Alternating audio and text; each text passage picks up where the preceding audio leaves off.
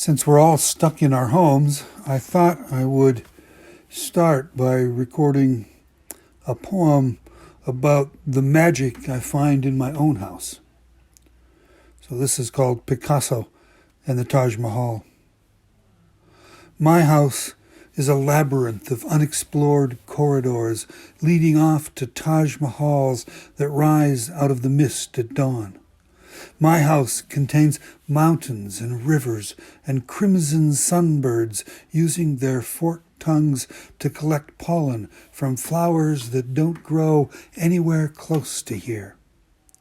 There's a place in the basement of my house where all the lines of time intersect and where I stand for whole moments alone on a street in Paris before a small gallery, 1971, and Picasso is still alive.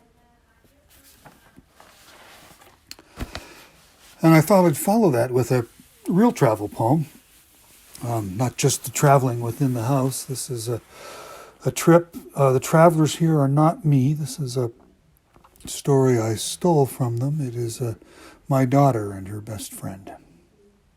This is one of those poems where the title becomes the first line of the poem.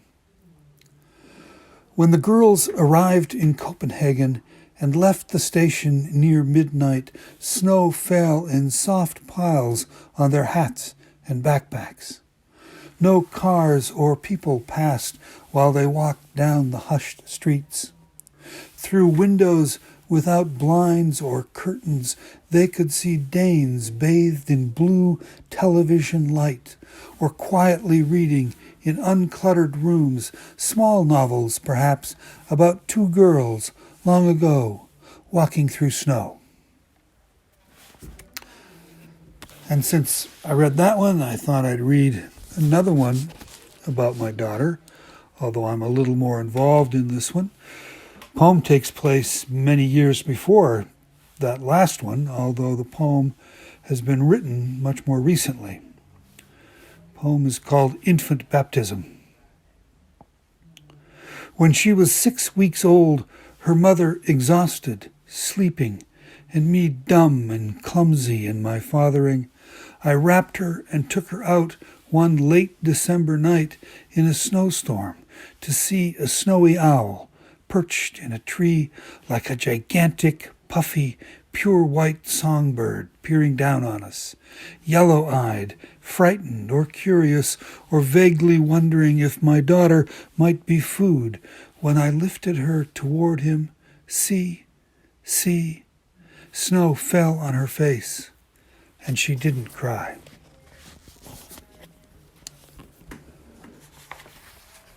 And last summer, when we were still able to travel around the state, I was lucky enough to have 2 weeks as an artist in residence on Isle Royale National Park up in the northwest corner of Lake Superior. Isle Royale is famous for its wolves and the moose they hunt. This is some things I found there. Again, the title becomes part of the poem. Moose antlers glisten like bone, hold the sun, the brightest objects on Scoville Point.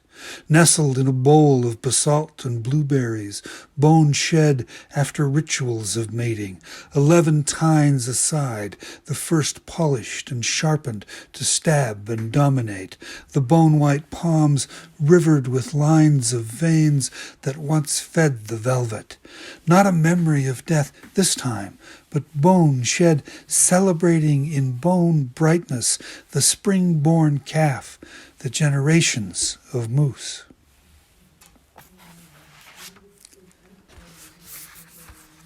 And I thought I'd end my 5 minutes with this little poem, this little futuristic poem, perhaps.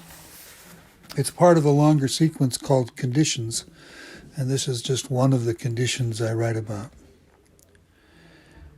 If the world becomes so bright we can't see the stars, will they become stories like mythical wars or old gods? Or will we, all of us, the whole world, plan festivals, say 6 hours long, on the 6th new moon of each bright year, when we turn off all our lights, every single bulb, and dance quietly beneath temporary stars. Thank you, and stay safe in your house. Find a few poems to read, and hopefully we'll get to see you sometime in the future.